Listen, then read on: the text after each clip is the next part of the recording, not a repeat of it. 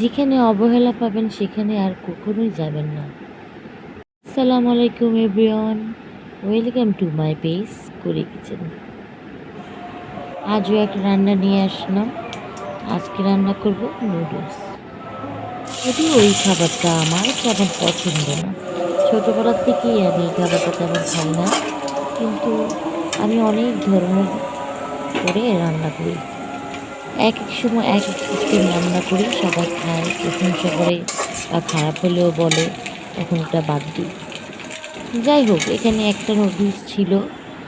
একটা নুডলসের মধ্যে আমি 2টা ডিম দিয়ে দিয়েছি, কিউব করা পেঁয়াজ, কিউব করা কাঁচামরিচ, capsicum, soya sauce, testing salt, চিনি, টমেটো সস, টমেটো কুচি, ব্যাস এতটুকুই। শেষে দিয়ে দিয়েছিলাম কিছু শসা কুচি। শসা কুচি অপশনাল, আমার ভালো লাগে, কচকচ করে তো খুব ভালো লাগে, এর জন্য আমি দিই আর কি। অনেক খাবারই আছে এমন আমি খাই না, কিন্তু বানাতে হয় বা বানাই। আমি খাই না বলে যে আর কেউ খাবে না এমন কোনো কথা আছে?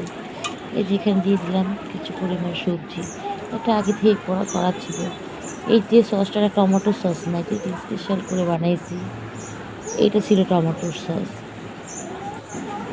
এত কিছু দিলে তো এমনি মজা হয়ে যায়, ঠিক না? ঘরোয়া খাপ করে নুডলসটা আমার এখন পড়ে গেল। এটা ছিল 1 কোয়া লেবুর রস, এটা ছিল মরিচের গুঁড়ো, এটা ছিল চিনি, এখানে 1 টেবিল চামচ চিনি, এটা ছিল টেস্টিং সল্ট। যাই হোক, ভিডিওটা ভালো লাগলে কমেন্ট, শেয়ার অ্যান্ড লাইক করবেন। রেখে দিচ্ছি, টাটা, বাই বাই, আল্লাহ হাফেজ।